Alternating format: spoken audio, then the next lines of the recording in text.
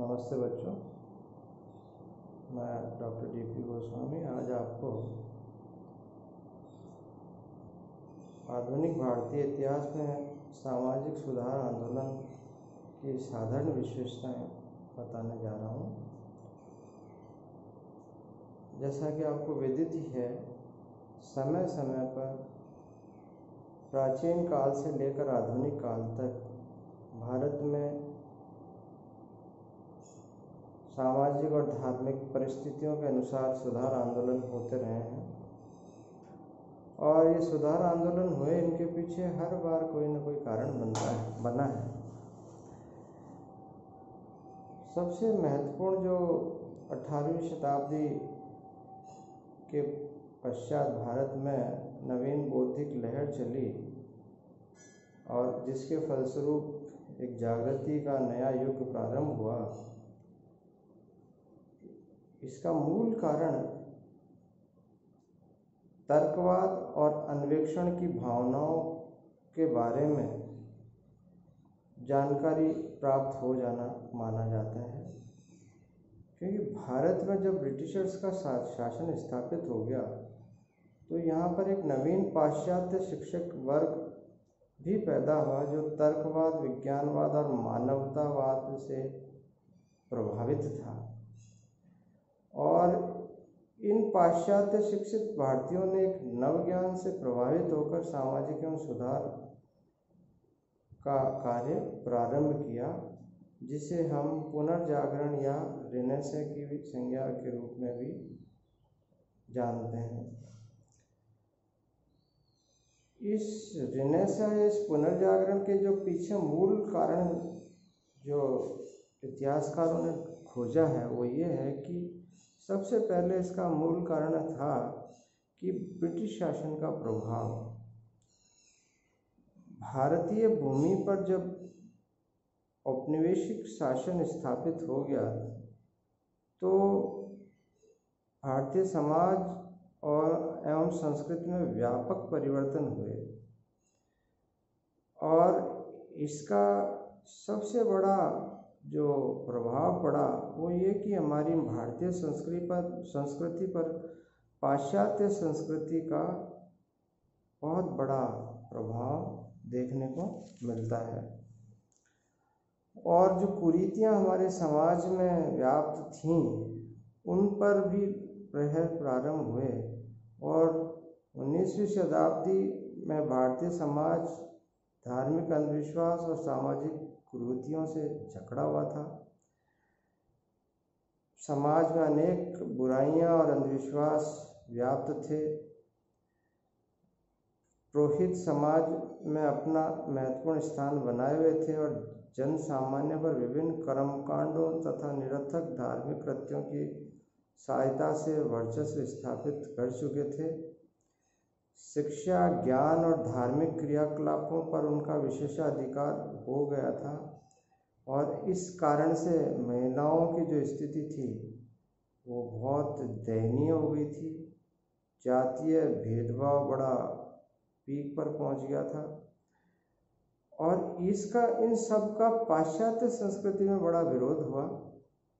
और जब अंग्रेजों की जो सभ्यता थी उसमें इन सारे आडंबरों का वहाँ पर घोर विरोध था। वे तर्कवाद में और विज्ञानवाद में विश्वास करते थे और इसके अलावा अंग्रेजों के शासन स्थापित होने के कारण जो शहरीकरण और आधुनिकीकरण भारत में लागू हो गया, उसका परिणाम यह रहा कि भारतीय संस्कृति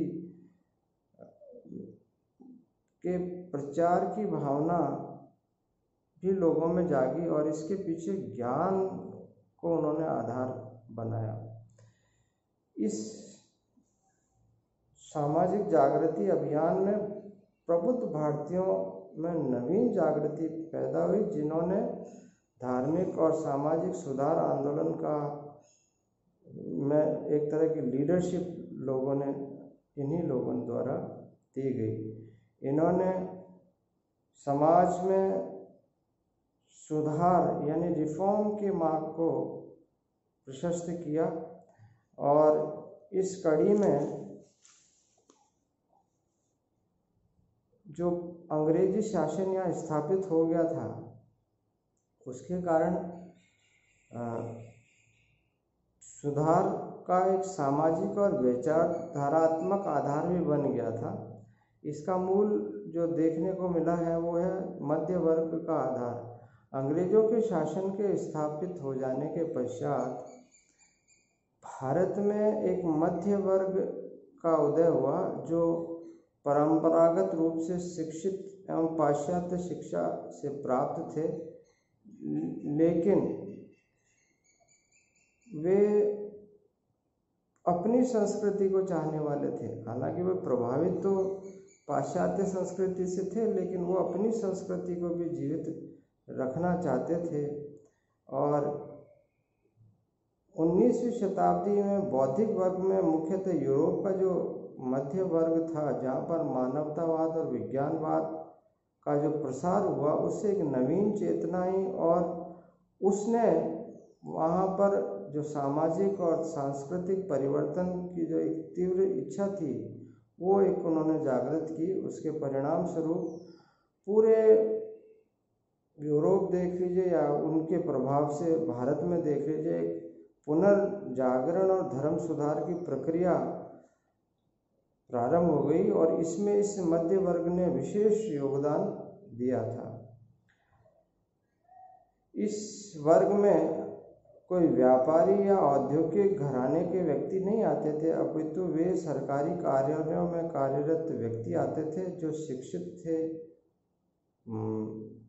और शिक्षा प्रसार का कार्य करते थे, पत्रकार थे, वकील थे, चिकित्सक थे और जो कहीं ना कहीं किसी नौकरी से पेशे से जुड़े हुए थे और लेकिन उनका जो लालन पालन या जो प्रशिक्षण हुआ वो पाश्चात्य शिक्षा के प्रभाव में हुआ।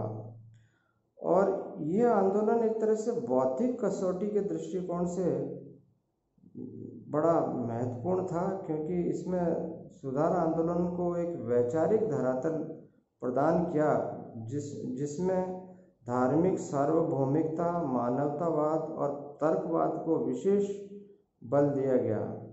राजा राम मोहन रॉय इस सारे सुधार आंदोलन के अग्रज थे और उनके बारे में जो मान्यता थी वो ये थी कि